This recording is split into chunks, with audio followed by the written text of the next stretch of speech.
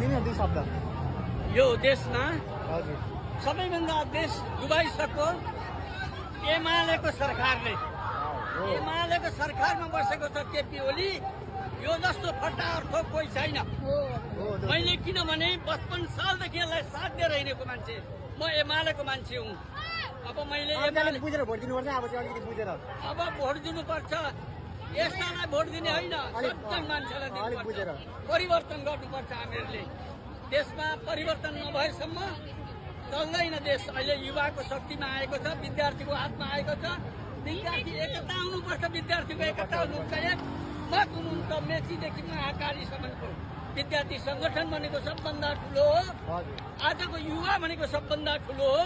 युवाका हातमा आज देश आउनुपर्छ र मात्रै देश राम्ररी चल्न सक्छ। बाबुहरू धन्यवाद छ।